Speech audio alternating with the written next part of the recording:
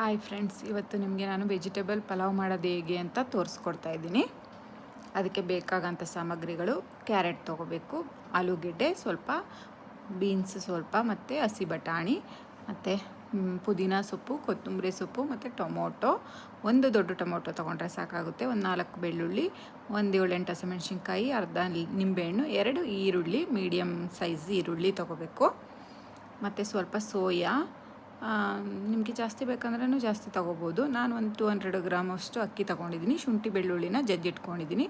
ಎಣ್ಣೆನ ಕಾಯಕ್ಕಿಟ್ಟು ಕಾದ ನಂತರ ಫಸ್ಟ್ ಹಸಿಮೆಣ್ಸಿನ್ಕಾಯಿ ಹಾಕ್ತಾಯಿದ್ದೀನಿ. ಹಾಕಿದ ನಂತರ ಈರುಳ್ಳಿನ ಹಾಕ್ಕೊಳ್ತಾ ಇದ್ದೀನಿ.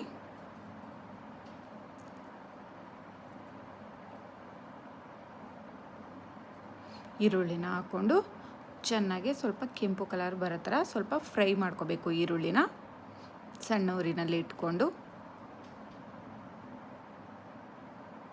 ಇದು ಸ್ವಲ್ಪ ಫ್ರೈ ಆದ ನಂತರ ರೆಡಿಯಾಗಿ ಜಜ್ಜಿಟ್ಕೊಂಡಿರೋ ಅಂಥ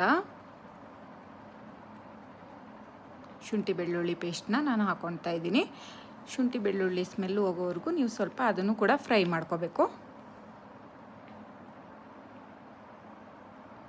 ನಂತರ ಹೆಚ್ಚಿಟ್ಕೊಂಡಿರೋ ಅಂಥ ಟೊಮೊಟೊನ ಹಾಕ್ಬಿಟ್ಟು ಸ್ವಲ್ಪ ರುಚಿಗೆ ತಕ್ಕಷ್ಟು ಉಪ್ಪು, ಎಷ್ಟು ಬೇಕೋ ಅಷ್ಟು ಉಪ್ಪನ್ನ ಹಾಕ್ಬಿಟ್ಟು ಚೆನ್ನಾಗಿ ಫ್ರೈ ಮಾಡ್ಕೊತಾ ಹೋಗಬೇಕು. ಒಂದೆರಡು ಸ್ಪೂನಷ್ಟು ಕಾಯಿ ತುರಿ ಹಾಕ್ಕೋಬೋದು. ನಿಮಗೆ ಬೇಕಂದರೆ ನಾನು ಪಲಾವ್ ಮಸಾಲ 1.5 ಸ್ಪೂನಷ್ಟು ಹಾಕ್ತಾಯಿದ್ದೀನಿ. ನಿಮಗೆ ಇಷ್ಟ ಇದ್ದರೆ ಕಾಯಿ ತುರಿ ಹಾಕ್ಕೋಬೋದು, ಇಲ್ಲಾಂದರೆ ಸ್ಕಿಪ್ ಮಾಡ್ಕೋಬೋದು.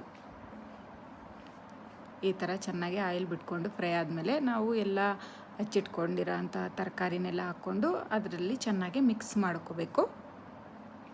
ಮಸಾಲೆ ಎಲ್ಲ ಅಂಟ ಥರ ಮಿಕ್ಸ್ ಮಾಡಿಕೊಂಡು ಅಕ್ಕಿ ಎಷ್ಟು ತೊಗೊಂಡಿರ್ತೀರ ನೋಡಿ ಅದಕ್ಕೆ ಕರೆಕ್ಟಾಗಿರೋ ಅಳತೆಯಲ್ಲಿ ನೀರು ಹಾಕ್ಕೋಬೇಕು. ಈ ಥರ ಚೆನ್ನಾಗಿ ಕುದಿ ಬಂದಮೇಲೆ ಹಚ್ಚಿಟ್ಕೊಂಡಿರೋ ಪುದೀನ ಕೊತ್ತಂಬರಿ ಸೊಪ್ಪನ್ನ ಹಾಕಿ ಮತ್ತೆ ಮಿಕ್ಸ್ ಮಾಡಬೇಕು.